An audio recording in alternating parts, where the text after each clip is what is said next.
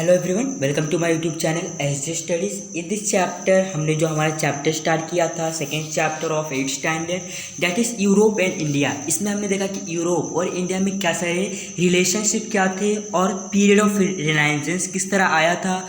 हमने period of रिनाइजेंस का मतलब समझा था और भी बहुत सारी चीज़ें हमने इस चैप्टर में लर्न किया था। हमने ये भी देखा कि जो लेनार्डो दा विंसी, ये जो हमारे मैथमेटिशियन है, फिर पेंटर जो थे, ये बहुत ही ज़्यादा नॉलेजर थे और इन्होंने बहुत सारी डिग्री हासिल किए, जिसके चलते ये सारे छोड़कर फिर भी जाकर इन्हें पेंटिंग में इंटरेस्ट आया और ये जाकर पेंटर बने। और भी हमने बहुत सारी चीज़ें देखी, जैसे कि religious reform movement, geographical discoveries, और फिर जो जोग्राफिकल डिस्कवरीज में हमने देखा कि किस तरह लोग जो टर्कीज थे उन्होंने रोड बंद कर दिया था यूरोप और एशिया के बीच का।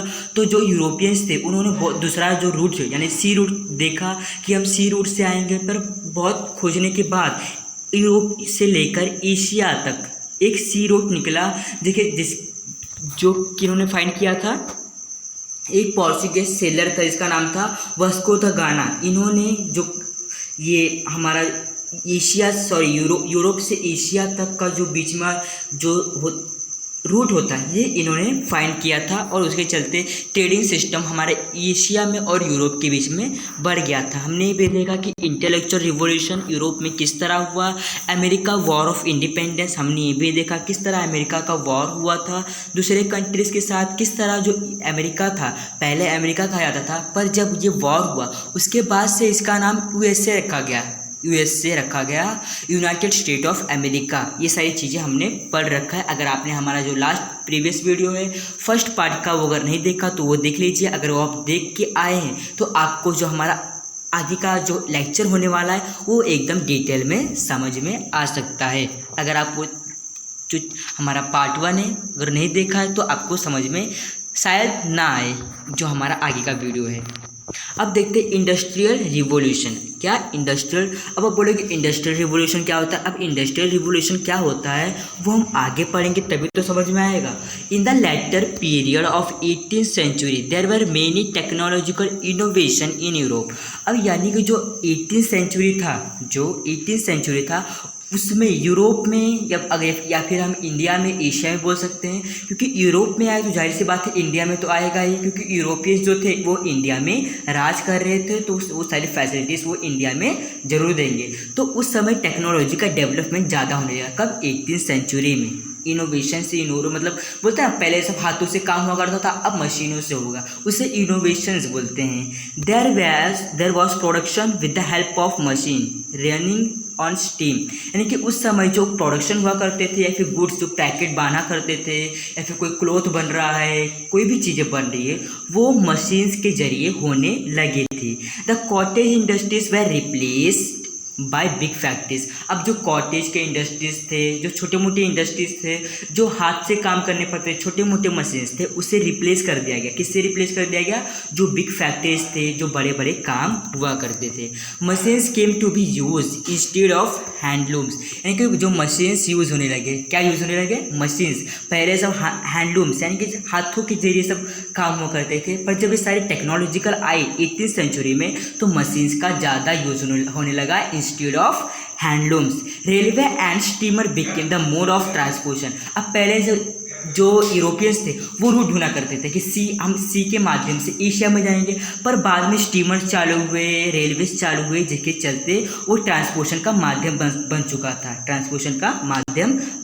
था, जिससे कि उन्हें कोई भी मतलब परेशानी नहीं आ रही थी। The age of machines began and that is known as the industrial revolution.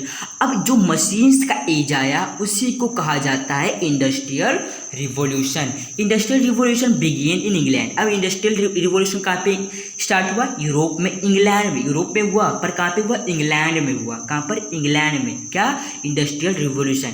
And then spread in the other parts of west. अभी कहाँ पे स्प्रेड हुआ? जो वेस्ट के जो पार्ट्स थे वहाँ पर भी ये ज़्यादातर स्प्रेड होने लगा, क्योंकि जो अच्छी चीज़ें होती हैं, जो बोलते हैं ना कुछ काम कम मतलब हमें काम कम करना पड़े, काम ज़्यादा हो जाए, इस सारी चीज़ें होती हैं, फटाफट फैलने लगती है। जो अच्छे कार्य होते हैं फटाफट फैलने लगते हैं, जैसे कि सच्चाई, जैसे बुराई होती है ना वो फटाफट फैलने लगती है, पर सच्चाई को फैलने के थोड़ा टाइम लगता है। During this period, England enjoyed industrial prosperity and came to be described as world factory. ये समय जो था इंग्लैंड ने बहुत इंजॉय किया, जो उनका जो मतलब बोलते हैं ना, अगर हम कोई भी नया करते तो हमारी जो देश की होती है प्रॉफिट, या फिर प्रॉफिट जो होती है जो बाहर से ट्रेडिंग के सिस्टम से आता है या फिर मशीन्स के सिस्टम से आता है, वो हमारे लिए प्रॉफिटेबल होता है और ये वर्ल्ड फैक्ट्री भी बन सकता है। अब देखते हैं राइज ऑफ कैपिटलिज्म। कैपिटलिज्म क्या होता है, हमने अगर आपने नहीं पढ़ा तो मैं आपको बता, जो कैपिटलिज्म होता है वो मतलब किसी बोलते हैं ना, सबका नहीं रहेगा, सोशल नहीं रहेगा, बल्कि वो किसी एक व्यक्ति का रहेगा जो उसे हैंडल करेगा। अब जैसे कि कोई पब्लिक स्कूल है, वो पब्लिक स्कूल को क्या कोई एक इंसान हैंडल करता है? नहीं, वो गवर्नमेंट हैंडल करती है, तो वो सोशलिज्म में आएगी। पर कैपिटलिज्म में जो किसी का ओन का रहता है, किसी का ओन का रहता है, यानी कि समझ लो ये घर कोई भी घर है, वो अगर मेरा है तो वो मेरा कैपिटलिज्म है, मेरा सोशलिज्म, मतलब उस पर खाली मेरा हक है, बाकी सबका हक नहीं है, तो उससे कैपिटलिज्म कहा जाता है, जिसपे केवल खुद का हक होता है। With the discovery of new sea route, जब ये न्यू सी रूट डिस्कवर हुई, began a new era of trade between Europe and Asia.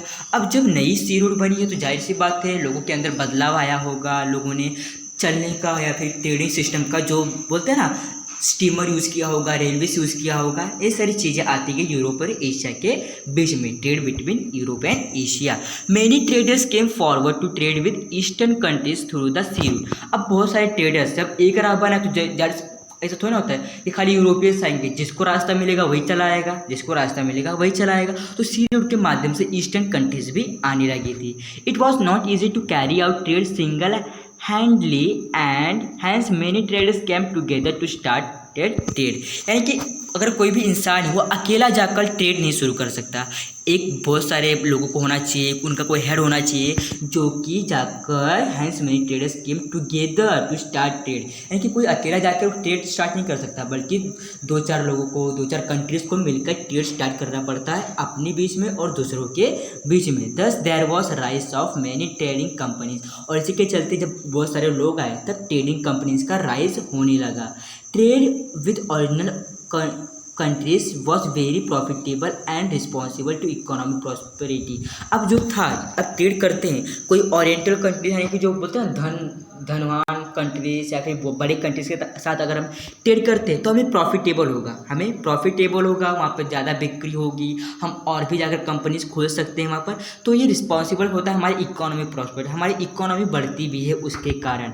Hence European ruler started giving military production and trade concession to this trading companies. यानी कि इसी के चलते जो European जो रूलर्स थे उन्होंने अपने साथ मिलिट्री प्रोडक्शन ले लिया, फिर जो उनका कंपनीज था इंडिया में, एशिया में या कोई और जगह पर, वहाँ पर उन्होंने मिलिट्री प्रोटेक्शन रख दिया, ताकि जो ट्रेडिंग कंपनीज जो चल रही उस पर किसी का बोलते ना दखल अंदाजी ना हो या फिर कोई भी वॉर ना हो, कुछ भी सारी चीज़ें ना हो, इसके लिए वहाँ पर मिलिट्री प्रोटेक्शन भी रखी गई थी। This led to accumulation of wealth in Europe, और इसी के चलते जो वेल्थ होता है, जो धन होता है यूरोप में, ये बढ़ता गया। क्यों बढ़ता गया? क्योंकि मशीन का जमाना आ गया था, उन्होंने सी रूट बना लिया था, कहाँ पे आने के लिए? एशिया में आने के लिए, इंडिया में आने के लिए। तो जिसके अगर कोई जगह है, कोई भी कंट्री है, अगर वो बोलते ना अच्छे रास्ते पर अगर जाने की कोशिश कर रही है तो उसे कोई नहीं रोक पाएगा। वो अगर जा रही है सामने अगर कोशिश करते जा रही है तो जाहिर सी बात है वो सफल जरूर होगी। This property was use in the form of capital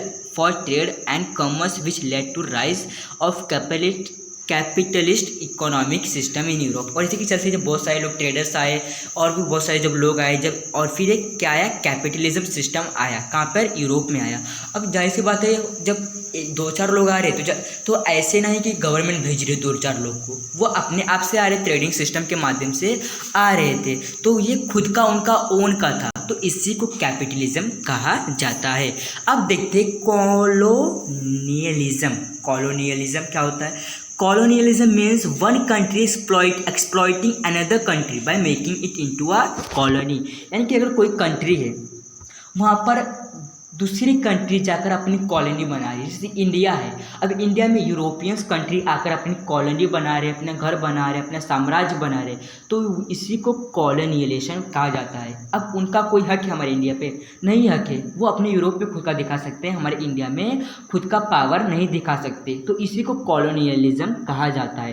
कि अगर कोई दूसरी कंट्रीज आकर किसी और भी कंट्रीज में खुद का कॉलोनी बनाता है तो उसे कॉलोनियलिज्म कहा जाता है। इसे याद रखना, एग्जाम में आपको क्वेश्चन पूछा जा सकता है। A powerful country on the basis of economic and military strength occupies another region and establish it political supremacy. अगर कोई भी पावरफुल कंट्री है तो वो पावरफुल क्यों रहेगी? उसके पास वेल्थ होगा, धन होगा, या फिर मिलिट्री का स्ट्रेंथ होगा, इकोनॉमिक होगा उसके पास, इसलिए वो इतनी पावरफुल है। क्योंकि अगर किसी को भी खरीदना है वो पैसे फेंकेंगे, पैसे देंगे, मिलिट्री आ जाएगी। मतलब उनके पास अगर वेल्थ और मिलिट्री प्रोटेक्शन है तो वो कुछ भी कर सकते हैं, और इसी के चलते वो कुछ भी करने के लिए हमारे इंडिया में कदम रखा पॉलिटिकल सुप्रीमेसी में। This is known as the colonialism. अब इसी को कॉलोनियलिज्म कहा जाता है। This tendency of colonialism led to rise of imperialism among the Europeans. अब जो कॉलोनियलिज्म चल रहा था इसी के बीच में जो यूरोपियंस थे उनके बीच में इम्पेरियलिज्म आ गया। अब आप बोलोगे इम्पेरियलिज्म क्या होता है? अब हम समझते हैं इम्पेरियलिज्म क्या होता है। Imperialism means a system in which a powerful country controls other country by establishing it overall domination and establishing many colonies। अब पहले हमने देखा कॉलोनाइजेशन में दूसरे कंट्रीज के ऊपर खाली कॉलोनी बनाना, उसे कॉलोनियलिज्म कहा जाता है। पर इम्पेरियलिज्म में दूसरे कंट्रीज के ऊपर कॉलोनी बनाना और उसके ऊपर खुद का रूल चलाना, यानी कि जो हम किसी के ऊपर, किसी कंट्री के ऊपर खुद का कॉलोनी बना रहे तो उन कंट्रीज वालों को अपने अधीन कर लेना, अपना जो बोलते पावरफुल उन्हें दिखाना, उसे पूरा कंट्रोल कर लेना, या फिर पूरा जो डोमिनेशन है उस कंट्री का खुद हासिल कर लेना, खुद चलाना अपने हिसाब से, इसी को इम्पेरियलिज्म कहा जाता है। ये भी हमारे इंडिया के साथ हुआ था। जैसे ब्रिटिशर्स आए थे, उन्होंने पहले कॉलोनिज्म फॉलो किया, यानी पहले कॉलोनी बनाया सूरत में, पर उसी के चलते धीरे धीरे कर उन्होंने हमारे इंडिया पे इम्पेरियलिज्म भी चालू कर दिया। यानी कि उन्होंने हमें बोलते ना ऐसा हमें मतलब एक्सप्लॉइटेड भी करना चाहा। Many countries from Asian and African continent fell prey to this imperialist aspiration of European nation। अब जो एशियन कंट्रीज थे अब ये इसका शिकार हो गए थे, यूरोपियंस का शिकार हो गए थे इम्पेरियलिज्म में और कॉलोनियलिज्म में। तो ये लोग प्रे करते थे कि हम इससे छुटकारा पाए, यूरोपियन जो नेशन है हम इससे छुटकारा पाए। अब देखते imperialism of British East India company in India. There was competition among European countries for acquiring trade monopoly in India। अब जो यूरोपियन कंट्रीज है, ऐसा तो नहीं कि यूरोपियन जो है वो एक कॉन्टिनेंट है। Europe is a continent, not a country. Europe is a continent. तो उसमें बहुत सारे कंट्रीज थे, यूरोप में बहुत सारे कंट्रीज थे। अब उनके बीच में क्या होने लगा, बोलते ना कन्फ्लिक्ट होना, अगेंस्ट से सब लोग एक दूसरे के कि हम जाके एशिया में करेंगे, हम जाके एशिया में ये करेंगे, हम जाके एशिया में वो करेंगे, हम जाकर वहाँ पर अपना स्टार्ट करेंगे। तो इसके बीच में उनके बीच में ना बोलते ना एक्वायरिंग होने लगा, क्या कंपटीशन होने लगा उनके बीच में। The British establish British East India company in 1680 to carried out trade in India. अब जो ब्रिटिशर्स थे, पहले ब्रिटिश यूरोप में से पहले ब्रिटिश आई कहाँ पर, इंडिया में। उन्होंने 1600 AD में उनका जो बोलते ना ब्रिटिश ईस्ट इंडिया कंपनी उन्होंने इस्टेब्लिश किया हमारे इंडिया में। This company took permission from emperor Jahangir and establish its factory in Surat. अब सबसे पहले आप बोलोगे यह हमारी जो ब्रिटिश है ये इंडिया में दाखिल कैसे हुई, इसे दाखिला किसने दिया, बिना परमिशन के कैसे आई। पर मैं आपको बताना चाहता हूँ ये बिना परमिशन के नहीं, बल्कि जहांगीर जो एम्परर था, जो बोलते अकबर का दादा या फिर उसका पुत्र या फिर उसी की जो बोलते ना बाबर, औरंगजेब, अकबर, शाहजहाँ, इसी के खानदान में से था जहांगीर। अब इसने इन लोगों को, जो जहांगीर था ये मतलब बोलते हैं एक बाबर की तरह ही था, जैसा वो बुरा शासक था इसी तरह जहांगीर भी बहुत ही हम बोल सकते हैं उतना बुरा नहीं था, पर काम सही से करता था अपने ओर से, पर दूसरों के लिए वो बोलता ना वैसा था। और इसी के चलते जो उसी ने, जो ये जहांगीर था, उसी ने जो ब्रिटिश कंपनी थी उसको मतलब बोलते हैं परमिशन दी कि आप हमारे यहाँ पर खुद का कंपनी स्टैब्लिश कर सकते हैं। तो ब्रिटिश ने इसका फ़ायदा उठाया, धीरे धीरे करके पूरे इंडिया को अपने अधीन ले लिया और जागीर भी को ख़त्म कर दिया। The trade between India and England was carried out this through this company. अब जो ट्रेड्स था जो दूसरे कंट्री से इन कंट्रीज में आता था वो इसी के माध्यम से हुआ करता था, इसी जो कंपनी के। Struggle between English and French. अब इंग्लिश जो अंग्रेज थे और अंग्रेज और फ्रांस के बीच में किस तरह स्ट्रगल हुआ। England and France were revival in the competition of trade in India. अब जो इंग्लैंड और फ्रांस के बीच में झगड़ा होने लगा, क्यों झगड़ा होने लगा? क्योंकि दोनों यूरोपियंस के थे, अब उनके बीच में झगड़ा होने लगा। क्यों झगड़ा होने लगा? क्योंकि उन दोनों के बीच में कॉम्पिटिशन होने लगा कि अभी फ्रांस आगे जा रहा है तो ब्रिटिशर्स को प्रॉब्लम होगा, अगर ब्रिटिशर्स आगे जा रहे हैं तो फ्रांस को प्रॉब्लम होगा, क्योंकि जेलेसी होता है उनके अंदर जेलेसी होने लगता है। इसी के चलते जो ट्रेड था इंडिया में इनका बोलता है थोड़ा बहुत कम होने लगा इनका। Due to this there were 3 war fought between them which is known as the Carnatic war. अब जो इसी के चलते दोनों के बीच में फ्रांस और ब्रिटिश के बीच में वॉर हुआ, 3 वॉर्स हुए, पर उसमें से जो तीसरा वॉर था उसे कार्नेटिक वॉर कहा जाता है। इधर third Carnatic war England finally defeated France. अब जो इंग्लैंड थी थर्ड कार्नेटिक वॉर में डिफीट कर दिया किसे? फ्रांस को। Therefore now there was no strong European competitor for British East India Company. अब जो यूरोपियंस थे उसमें से जो ब्रिटिश था, ये बोलते हैं ना ओवरऑल सबके बीच में एक इकलौता था जो एकदम ज़्यादा पावरफुल था, और इसी के वजह से British East India company India में चलती थी। बाकी कोई भी उसके साथ ना कोई इंग्लैंड का आया, ना कोई बोलते फ्रांस का आया, ना कोई फ्रांस का आया, ना कोई इराक का आया, उसके सामने कोई टिका ही नहीं, क्योंकि ब्रिटिश उस समय बहुत ही ज़्यादा पावरफुल हो चुकी थी।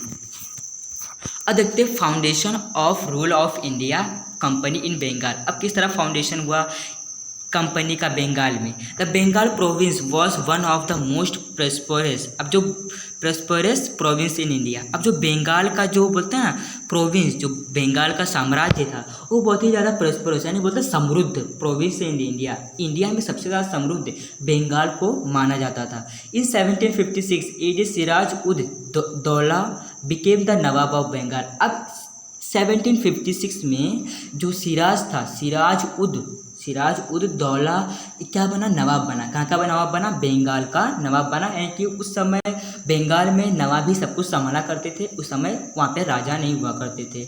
East India Company officer misuse the trade concession obtain from Mughal emperor in the Bengal province. The English build fortification around the factory at Kolkata without permission of the Nawab. यानी कि उस समय जो ये बोलते हैं जागीर ने उन्हें तो एडमिट कर दिया था, पर जब वो बंगाल की साइड आने लगा, पहले वो सूरत से ट्रेड करते थे, पर जो ब्रिटिश थी वो बहुत ही लालची थी। अब उन्होंने धीरे धीरे करके चाहा कि हम ना क्यों ना बंगाल की तरफ जाए, बंगाल में करना चाहे। पर जो ये नवाब थे, कौन? सिराज उद दौला, इनके बिना परमिशन जो इनकी जो बोलते ना इनका कोई एक सिपाही था जो कि बहुत ही मतलब बोलते ना वफादार नहीं था, बल्कि उसने नवाब के साथ गद्दारी की। अब आप बोलोगे नवाब कौन? सिराज उद दौला ये नवाब था। उसका एक बोलते हैं ना नीचे का एक जो प्रश्न देखता है वो था, और उसने नवाब के साथ गद्दारी की। उसने ब्रिटिश के साथ हाथ मिला लिया, ब्रिटिशर्स के साथ हाथ मिला लिया, और जो बिना परमिशन के, बिना नवाब के परमिशन के उसने कोलकाता में उनको एंट्री दे दी। अब इसी जब जिस तरह जागीर को उस ब्रिटिशर्स ने ख़त्म किया, उसी तरह नवाब को भी ख़त्म कर देंगे, क्योंकि जो ब्रिटिशर्स थे जिस थाली में खाते हैं उसी में छेद कर देते हैं। Hence Siraj ud Daula capture the factory at Kolkata. और इसके चलते जब ब्रिटिशर्स जो थे उन्होंने नवाब का कहना नहीं माना, बिना उनसे परमिशन लेकर अंदर आ गए, तो इसीलिए सिराज जो उस वहाँ के नवाब थे ये हमारे साइड से थे, यानी इंडिया के साइड से थे, सिराज उद दौला। अब इन्होंने कोलकाता जो उनका फैक्ट्री जो उन्होंने इस्टेब्लिश किया बिना परमिशन के, उसको क्या कर दिया? कैप्चर कर लिया। This created discontent in England. और इसी के चलते जो इंग्लैंड थी, जो हम ब्रिटिश बोल सकते हैं, अब उनके बीच में मतलब बोलते हैं ना वो असंतोष हो गए। उन्होंने सोचा कि हम आए तो इस नवाब का क्या जाता है, नवाब ने हमारे जो कोलकाता का फैक्ट्री था उसको क्यों कैप्चर किया। अब इसी के चलते ये असंतोष हो गए, बोलते ना अनरेस्ट आ गया इनके बीच में। Robert Clive diplomatically bribe Mir Jafar the commander in the chief of nawab army and also promise to make him the nawab of Bengal. अब जो मीर जफर था, मैंने आपको बोला ना कि नवाब के नीचे एक आदमी रहता था जो कि पूरा एडमिनिस्ट्रेशन को संभालता था, वो था मीर जफ़र। और मीर जफ़र ने ही इनको एंट्री दी थी, मीर जफ़र ने इनको एंट्री दी थी। मीर जफ़र बहुत ही लालची था, उसका मानना था कि जो नवाब है उसकी मृत्यु हो जाए और मैं नवाब जाकर बैठ जाऊँ, ऐसा मीर जफ़र का मानना था। मीर जफ़र उसके अंदर ही रहकर अपने साम्राज्य को ही खोखला करते जा रहा था और ब्रिटिश उससे अपने झांसे में लेकर जा रही थी। और जब ब्रिटिश ने क्या प्रॉमिस किया, अगर तुम मीर जफ़र से ये प्रॉमिस किया कि अगर तुम हमारा साथ देते हो, ब्रिटिशर्स ने मीर जफ़र को कहा अगर तुम हमारा साथ देते हो तो हम तुम्हें प्रॉमिस करते हैं कि हम तुम्हें बंगाल का नवाब बना देंगे। Also promise to make him the nawab of Bengal, यहाँ पे लिखा हुआ है। Nawab Siraj ud Daula the British troop met a Plassey in 1757 AD। अब सिराज उद दौला, अब जो नवाब थे उनके बीच में और ब्रिटिशर्स के बीच में, उनके बीच में और ब्रिटिशर्स के बीच में लड़ाई हुई, जिसमें कि जो ये मीर जफ़र थे, जो मीर जफ़र थे उसने ब्रिटिश का साइड लिया और उसने अपने आर्मी को बता दिया, उसने अपने आर्मी को बता दिया कि तुम सिराज उद दौला की तरफ से नहीं लड़ोगे। तो जब कोई लड़ेगा ही नहीं सिराज उद दौला की तरफ से, नवाब की तरफ से कोई लड़ेगा ही नहीं, तो जाहिर सी बात है नवाब तो हार जाएगा ब्रिटिश के सामने। But under the leadership of Mir Jafar nawab army not move to actually join the battle and hence Siraj ud Daula was defeated. अब जो मीर जफ़र जो था उसने अपने आर्मी को वार्न कर दिया कि कोई भी मूव नहीं होगा, कोई भी नवाब के साइड से नहीं लड़ेगा, और इसी के चलते जो सिराज उद दौला थे वो हार गए।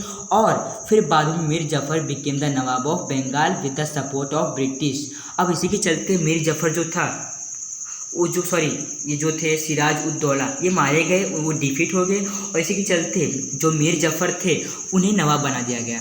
जैसे कि ब्रिटिश ने पहले ही कहा था कि अगर तुम हमारा साथ दोगे तो हम तुम्हें नवाब बना देंगे, और उन्होंने वो पूरा किया और उसे नवाब बना दिया। But later he started protesting against the British.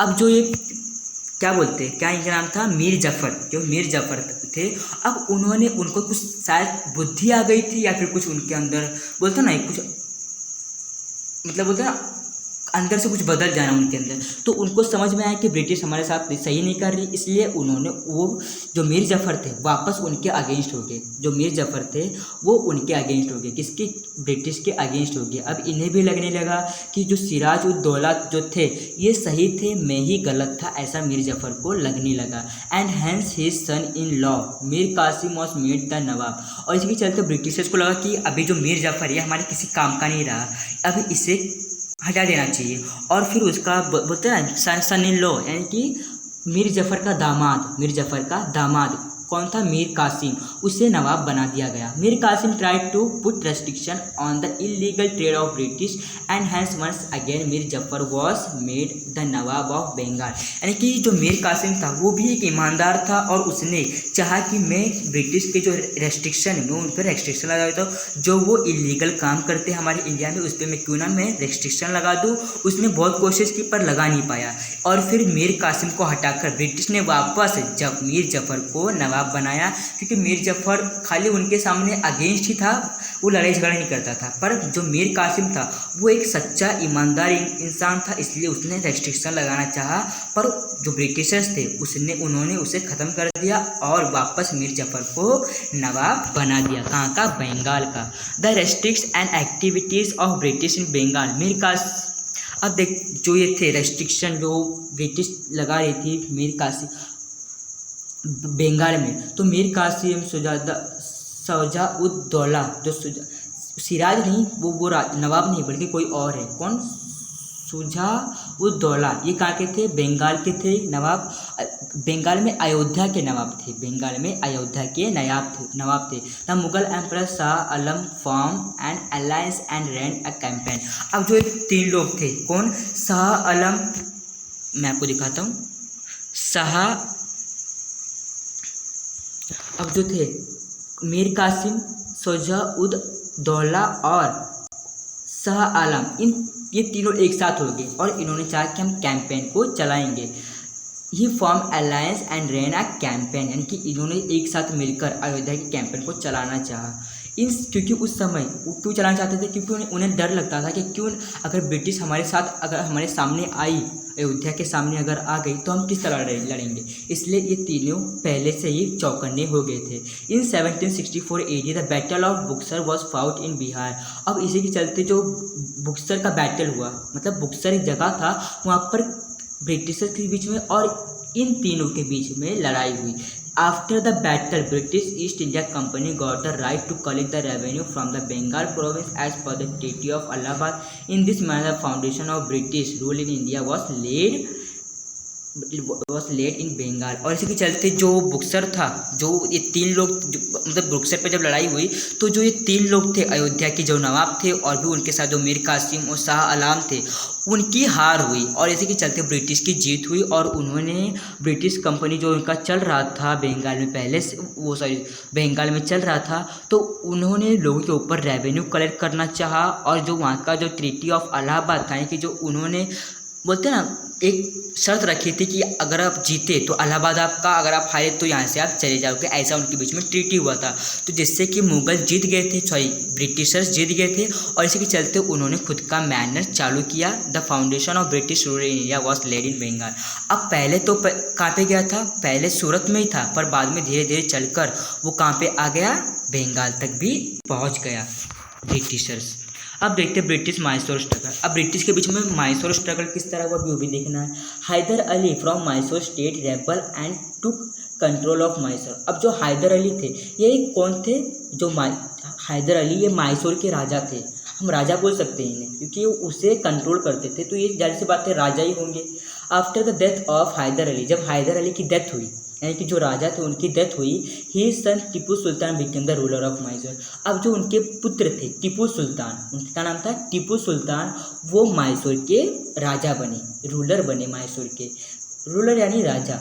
He tried his best to fight against the British. अब इन्होंने बहुत कोशिश की कि ब्रिटिश से लड़े, क्योंकि ब्रिटिश धीरे धीरे करके सारी जगहों पे जा रही थी, सारी चीज़ों को जीत रही थी, तो इन्होंने बहुत कोशिश की ब्रिटिश के साथ लड़ने की।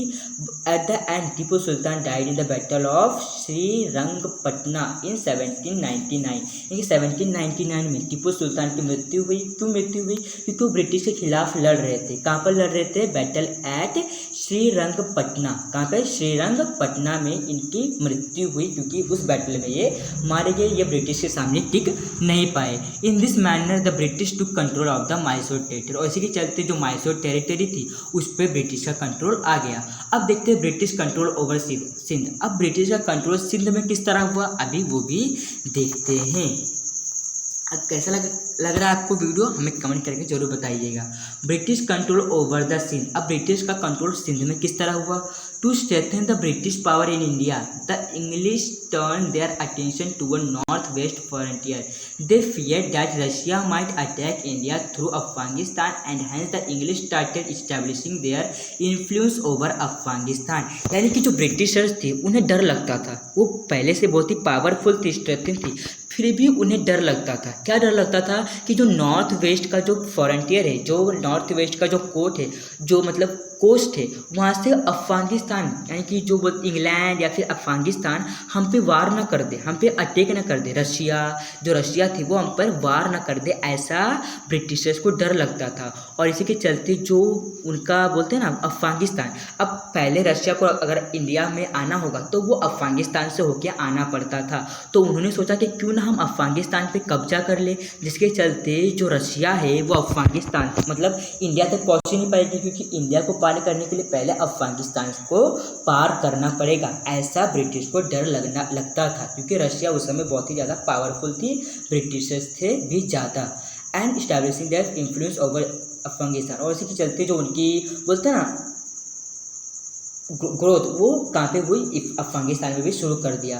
The route towards Afghanistan went through Sindh. अब जो अफगानिस्तान का जहाँ पे रूट जाता है वो सिंध के रास्ते से जाता था, जो सिंध नदी थी वहाँ के रास्ते से जाता था। तो उन्होंने चाहा कि हम क्यों ना सिंध के ऊपर कंट्रोल कर लें, यहाँ पे लिखा ना ब्रिटिश कंट्रोल ओवर सिंध। अब उन्होंने चाहा कि हम जो कंट्रोल है हमारा वो सिंध के ऊपर कर लें, क्योंकि जो रशिया है वो सिंध के रास्ते से ही या फिर अफगानिस्तान के रास्ते से ही कहाँ पर आएगी, इंडिया में आएगी। तो क्यों ना हम इसे कब्जा कर ले, जिसके चलते रशिया हमारे तक पहुंच ही नहीं पाएगी।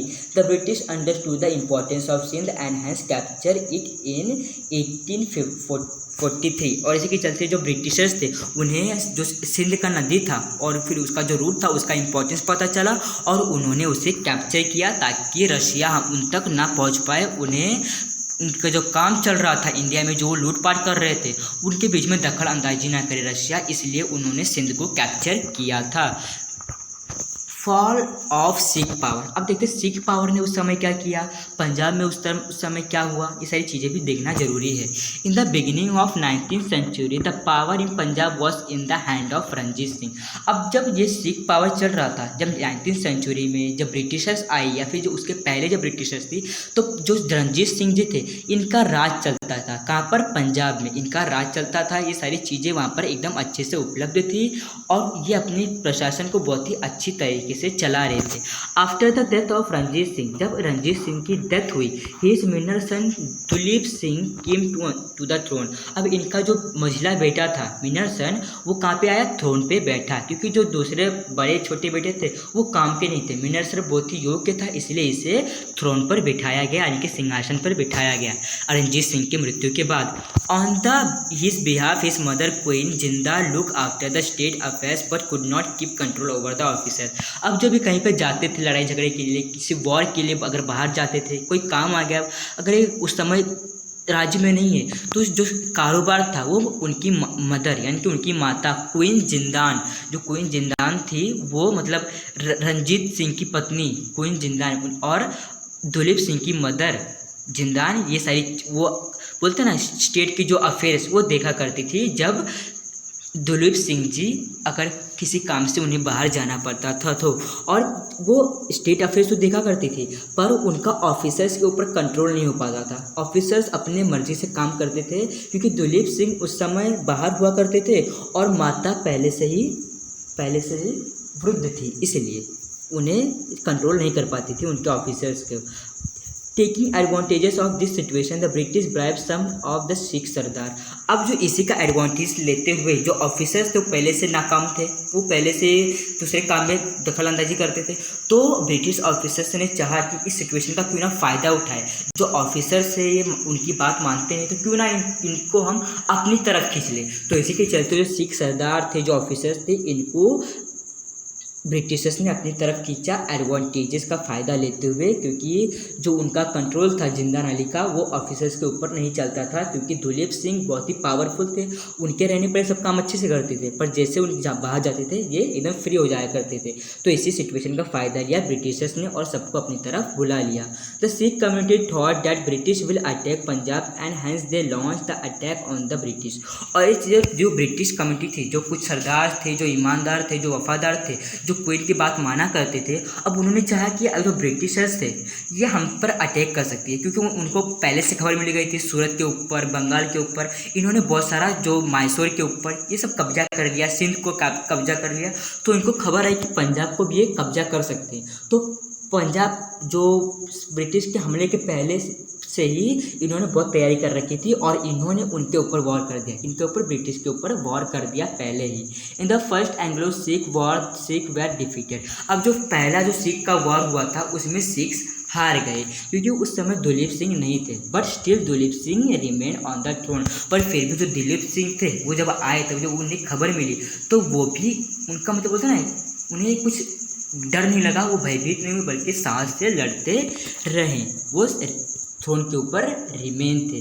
But the growing impact of British over Punjab was not acceptable to the Sikhs. पर जो पंजाब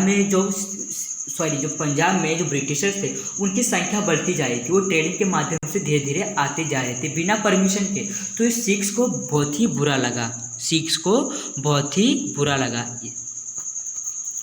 यहाँ पे लिखा ना, but the growing impact of British over Punjab was not acceptable to the Sikhs. अब Mulraj officer of Multan revolted against the English. अब जो मुलराज जो थे वो मुल्तान के ऑफिसर थे, यानी कि जो पंजाब था उसमें मुल्तान नाम का शहर था, वहाँ का मुलराज जो ऑफिसर था या फिर हम उसे राजा भी बोल सकते हैं मुल्तान का, उसने इंग्लिश के जो ब्रिटिशर्स के अगेंस्ट लड़ना चाहा। 1006 soldier participate in the war against the British. अब जो मुलराज थे इन्होंने दूसरों को इंस्पायर किया और इसी के चलते थाउजेंड्स ऑफ सिख सोल्जर्स उस जो लड़ाई थी उसमें पार्टिसिपेट किया और ब्रिटिश को हराना चाहा। In the second war of the Sikh had to face defeat again. अब जो सेकेंड वॉर हुआ, जो मुलराज के निगरानी में जो वॉर हुआ था, उसमें भी ब्रिटिश जो पंजाब को वापस हार का सामना देखना पड़ा, क्योंकि उस समय ब्रिटिश की पावर बहुत ही दृढ़ हो चुकी थी, क्योंकि उन्होंने बहुत सारा लूटपाट कर लिया था सूरत में और भी बहुत सारी जगहों पर। In the 1849 the British finally capture the entire reason of Punjab. और जब 1849 आते आते तक उन्होंने स्टार्ट करते करते तक फिर कहाँ पर 1849 में आकर उन्होंने पूरा एंटायर जो रीजन था पंजाब का उसको पूरी तरीके से कैप्चर कर लिया था, क्योंकि उसमें पंजाब के कुछ गद्दार लोग भी शामिल थे जिन्होंने ब्रिटिश की मदद की। The Maratha very important strong ruler in India. जो मराठास थे वो बहुत ही ज़्यादा स्ट्रॉन्ग थे और हैं भी। जो मराठास बहुत ही ज़्यादा स्ट्रॉन्ग है और इन्होंने बहुत ही ज़्यादा रूल किया हमारे इंडिया पर। इनका रूल हमको बहुत ही एडवांटेजेस हुआ, डिसएडवांटेजेस कभी नहीं हुआ। How did the British strengthen their foundation of the rule in India by defeating the Marathas will be studied in the next chapter. अब हम देखेंगे मराठास को इन्होंने किस तरह डिफीट किया, क्या मराठा जीत पाई, क्या मराठास हारी, ये सारी चीज़ें हम हमारे नेक्स्ट चैप्टर में देखेंगे। तो कैसा लगा आपको वीडियो? अगर आपको कुछ भी थोड़ा सा भी समझ में आया हो, अगर आपको वीडियो अच्छा लगा हो तो प्लीज़ सब्सक्राइब, शेयर और लाइक कर दीजिए। मिलते हैं हमारे नेक्स्ट वीडियो में, तब तक के लिए बाय बाय।